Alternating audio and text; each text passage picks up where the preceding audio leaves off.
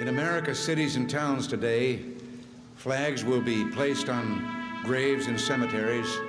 Public officials will speak of the sacrifice and the valor of those whose memory we honor.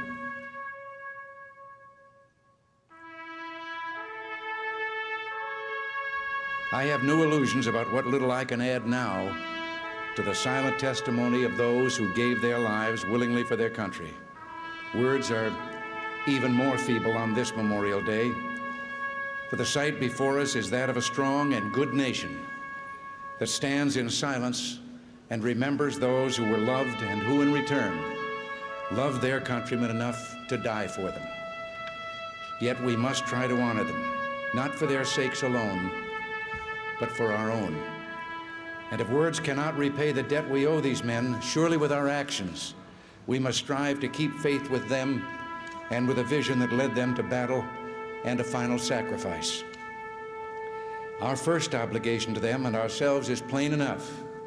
The United States and the freedom for which it stands, the freedom for which they died, must endure and prosper. Their lives remind us that freedom is not bought cheaply.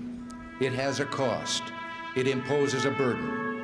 And just as they whom we commemorate were willing to sacrifice, so too must we, in a less final, less heroic way, be willing to give of ourselves. Each died for a cause he considered more important than his own life. Well, they didn't volunteer to die. They volunteered to defend values for which men have always been willing to die if need be, the values which make up what we call civilization.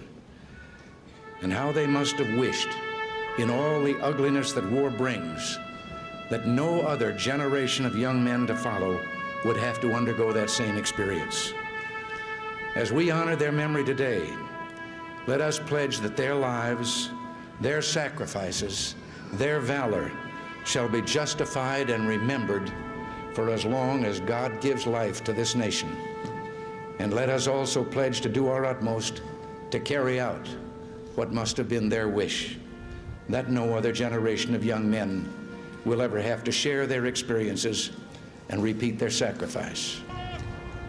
Earlier today, with the music that we have heard and that of our national anthem, I can't claim to know the words of all the national anthems in the world, but I don't know of any other that ends with a question and a challenge as ours does.